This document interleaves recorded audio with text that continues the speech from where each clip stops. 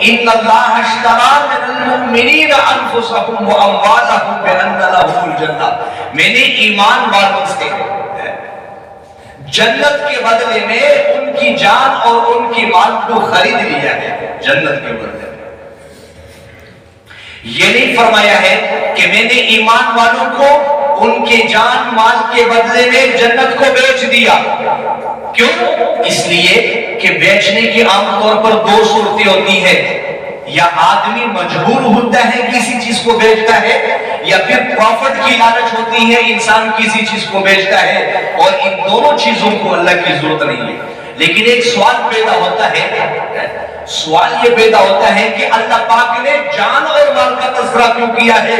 یہ کیوں نہیں فرمایا ہے کہ جنت کے بدلے میں نے ایمان والوں کے دل کو خرید لیا؟ یہ اس لیے نہیں فرمایا کہ دیکھیں بھائی، فقہ کا مسئلہ یہ ہے کہ وقف کی جو جگہ ہوتی ہے اس کی خرید و فروخت کی اجازت نہیں ہوتی، وہ جائز نہیں ہوتے۔ یہ دل تو پہلے ہی اللہ کے نام وقف ہو چکا ہے، یہ اور بات ہے کہ اسے ہم نے غیر اللہ کی محبت سے بھر دیا ہے، یہ ہم نے کسی اور کے نام لگا دیا ہے، کسی اور نام پہ لگا دیا ہے۔ اس دل کی صفائی کیسے ممکن ہے؟ اس دل کا گرد کیسے نکلے؟ یہ غیروں کی محبت سے چھٹکارا کیسے حاصل کرے؟ اس کے لیے اللہ کی یاد ہے بھائی، اللہ کی یاد۔